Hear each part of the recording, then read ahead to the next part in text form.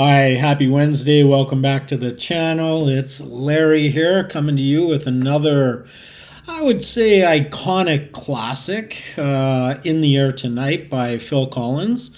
And it's interesting to note that both Phil Collins and Peter Gabriel came from the same band, Genesis. And I believe, correct me if I'm wrong, that when when Peter Gabriel decided to leave Genesis, that forced Phil Collins into the singing role as he was the drummer. So he became quite the vocalist and really made a career, even beyond Genesis, into his solo career as quite the songwriter and quite the vocalist. And as a drummer, I can honestly tell you, Phil Collins is a very talented drummer. When you see some of the live shows or some of the more recent, when I say more recent, I'm talking like within the last 20 years of some of the shows that Phil Collins plays drums, you'll see that the guy is super skilled and talented and was always sort of underrated because he was the lead man, the singer, if you will. Now, just a quick note. I was supposed to be published in Hotel California today, which had sort of the same type of parallel situation where Don Henley was a drummer and singer for the Eagles. Unfortunately, it got by YouTube. Not happy because I put a lot of effort into that song. And so I thought, well, okay, let's do another sort of similar but different song. Another iconic song, drummer singer. And so listen, the first time I heard this song, I was hanging out at the mall in my small town that I grew up with. And that was really what we did as 13, 14, 15-year-olds. We hung out at the mall, played pinball, video machines. Do you remember those old video machines like Asteroids, Missile Command, Gorf? Oh, man, those were the days, huh? Seems like simpler times, but man. I'm sure every generation says that about their youth. So I guess I'm not going to be any different, just do the sort of cliche, well, those were the days. Anyway, listen, let's get into it. In the Air Tonight by Phil Collins. Uninterrupted, unmonetized, so there shouldn't be any commercials or interference during this particular video. And at the end, do a quick interpretation, size up the musicianship, see what the song is about, and rate it versus all the other songs in relation to the playlist that we're running here for the last year. Okay, so Phil Collins coming up.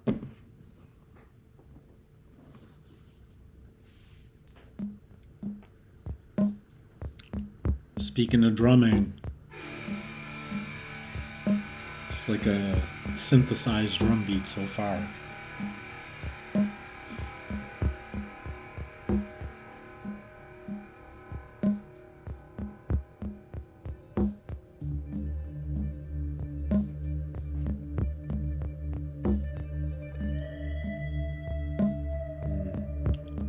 Very familiar notes coming in.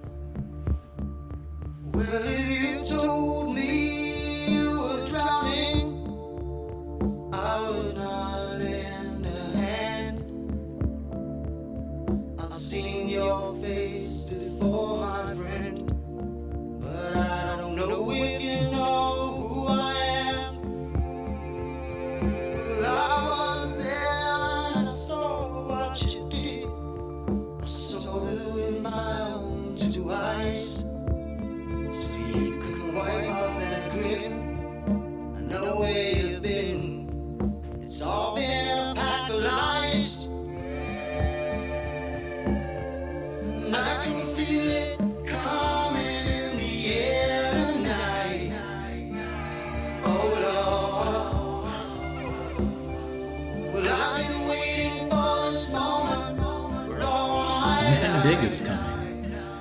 Oh Lord, I can feel it coming in the air. Very dark. Oh Lord, well I've been waiting for this moment for all my life. Oh Lord, oh Lord.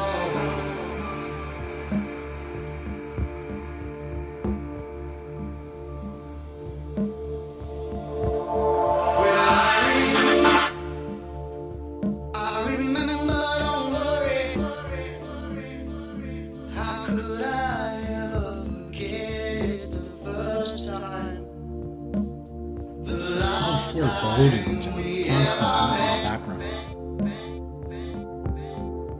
But I know the reason why you keep your silence up.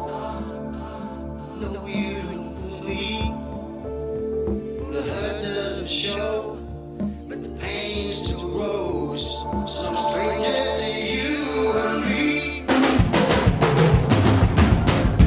I can feel it coming in the air tonight. Strong. Oh Lord,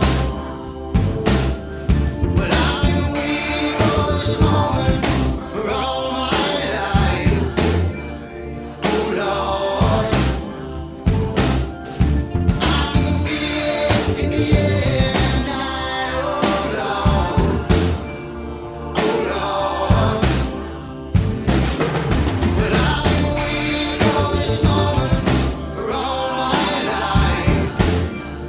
Oh Lord, I can feel it coming in the air tonight. Oh Lord, and I've been waiting for this moment for all my life. Oh Lord, I can feel it in the air tonight. Oh Lord, oh Lord, well I've been waiting for this moment for all my life. Oh Lord, oh Lord, I can feel it in the air tonight. Just fading out here.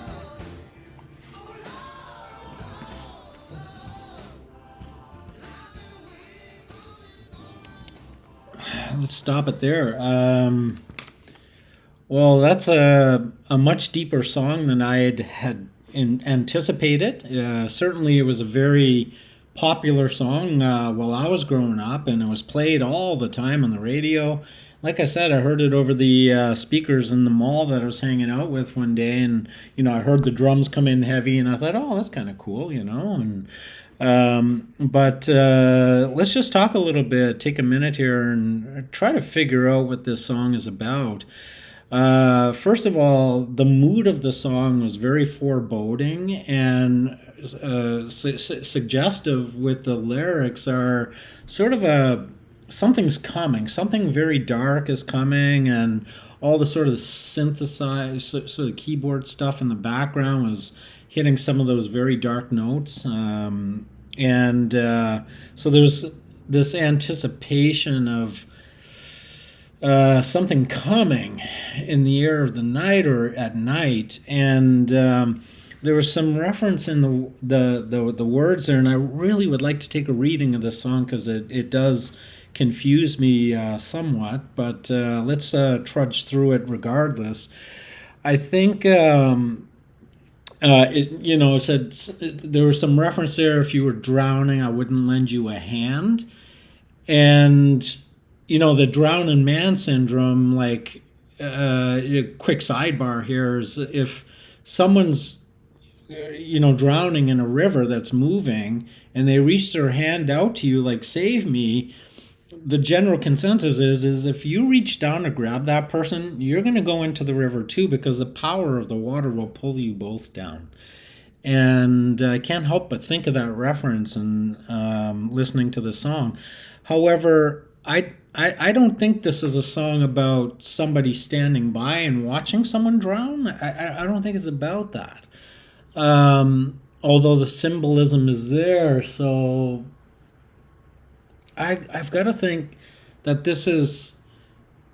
So there was some wording in there as well about um, you've been keeping something to yourself, or the lies too long, or something like this. So there was something there, and I can't remember it precisely, but it has something to do with covering something up. The lies continue too long, and so on, which makes me believe that this is about a relationship. And I don't know why he's been waiting his entire life for this relationship to become a doomed relationship. It's a very cryptic song. I never really expected that from this song. I so in the end, I believe he's waiting for the bad news that perhaps his partner or wife or something like that is leading up to leaving him, or divorcing or breaking up in some way or another, which makes this actually a really sad song. I've always considered it a fairly gloomy, dark song, but now really paying attention to the words, it's a sad song. It really is. Regarding the musicianship of the song, I thought it was good. There wasn't really a lot going on in the musical part of it. There was a heavy. I mean, obviously the drums were turned up pretty loud. It started with a sort of that electronic drum, and it was kind of like this foreboding metronome type beat in the background while he started building into the song, layering into the song some of that deep sort of dark synth, and coming in the background. You heard these sort of like one power chord at a time, separated by several bars. And so overall the construction of the song was actually quite magnificent when you really listen to it carefully. However, musicianship wise, I mean, I can only say that the song was constructed very well, because it wasn't a whole lot of musicianship to comment on, besides the loud drumming of Phil Collins. I'm sure it was Phil Collins drumming. Where does this go in the rating system? Wow, it's a tough one. It's an iconic song. It's culturally important, because I think a lot of people got turned on to Phil Collins probably after the song was released. I mean, sure, Genesis had quite a few great songs. One of my favorite Genesis songs back then was "No Reply at All." I loved the beat of it. I loved the drumming of the song as well. Very funky. Tried to learn how to play it when I was younger. But this was quite good. So rating wise, against all the other songs on the playlist here, now that I listen to it, I think in the past I would have gave it a lower rating, maybe a B plus or something like that. But after listening to it today, it goes up a level or two. So I'm gonna give it a good solid high A.